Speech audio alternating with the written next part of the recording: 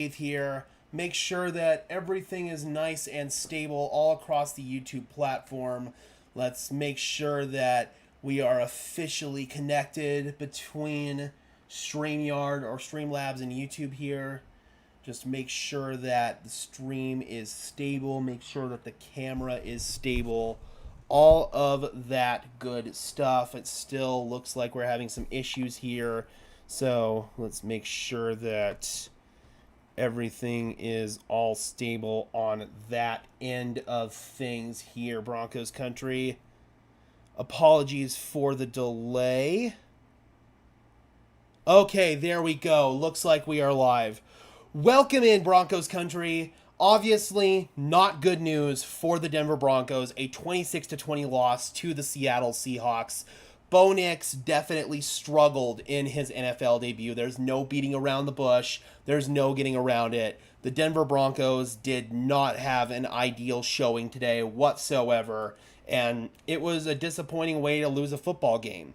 The Broncos did show some fight back there on that final offensive possession, going downfield, Bo Nix getting that rushing touchdown, but it was too little too late. They weren't able to get the ball back there at the end. Seattle ices it with a reception to Tyler Lockett, and that was all she wrote.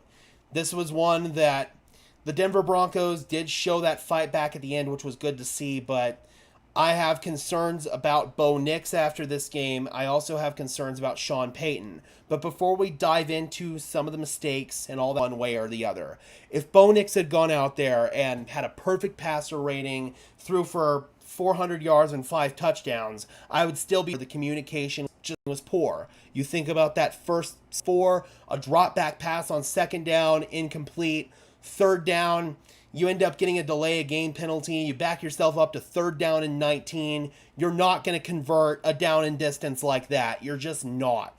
Execute on defense. Defense was frustrated at final drive. So that is something conferences I do want to be able to go live. Good to see you, man. Clickbait. 1 quarter. That's something we've never game.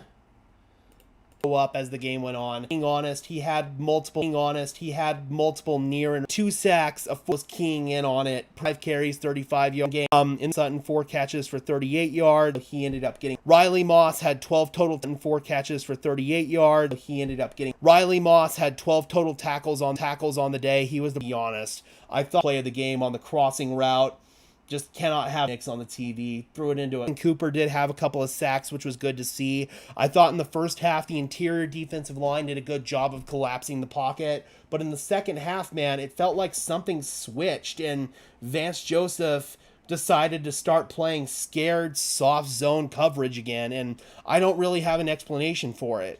In crunch time, when you're trying to protect a very slim lead heading into halftime there, you don't want to play soft zone coverage, and that's exactly what Vance Joseph did. So that's something that I was very disappointed and frustrated with in this game for sure.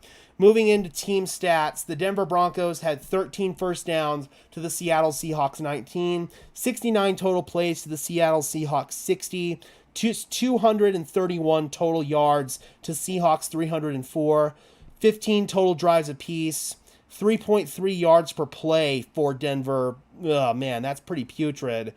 As a team, only averaged 3.0 yards through the air per attempt passing. 8 penalties for 60 yards, a lot of them in the pre-snap variety, something that I talked about where the Broncos could not afford to have those pre-snap penalties if they were going to have any snowball's chance in hell to win this game. They struggled with those pre-snap penalties. So overall, man, just a very frustrating sequence of events. I'm just waiting for Sean Payton to get onto the podium here. But, oh man, if you go into this next week for Denver, heading into the Steelers game, you've got to watch the tape from this, and you've got to scrutinize basically everything that you did wrong, and you've got to correct it. For Bo Nix in particular, I feel like next week is going to be a big opportunity for him to showcase that he can go into the film room, see what he did wrong, make the necessary adjustments and corrections, and then have a better performance next week.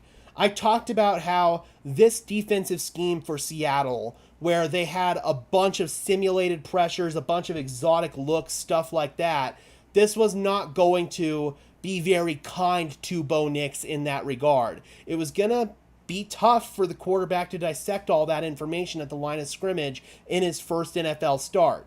The Steelers defense, while yes, they have very daunted personnel out there, they have a much more straightforward defensive scheme. It's not quite as exotic. You know what you're going to get at the line of scrimmage based on alignments from the Steelers. Bo Nix is a guy who is shown to be very smart in the ability to process that information. And if it's something that's not quite as exotic, I think he's going to have a much easier time with it. And that should, in theory, lead to a better offensive production in week 2. I didn't expect Bo Nix to struggle quite to the magnitude that he did in this game, but I will again emphasize that he was making his first NFL start in the most hostile environment of every NFL stadium out there against a very complex defensive scheme that gives trouble to seasoned veteran quarterbacks. Now, I will also say that Sean Payton did not help him out. I thought there were too many balls behind the line of scrimmage in this game. I thought that Sean called too many screens. I thought that the run game wasn't working and Sean kept trying to run the ball. Little stuff like that where I just thought that the play calling could have been better. But as far as these rookie mistakes are concerned for Bo Nix, the Broncos have to be able to ride with them. It's that simple. You've already opened Pandora's box. There's no benching Bo Nix at this point.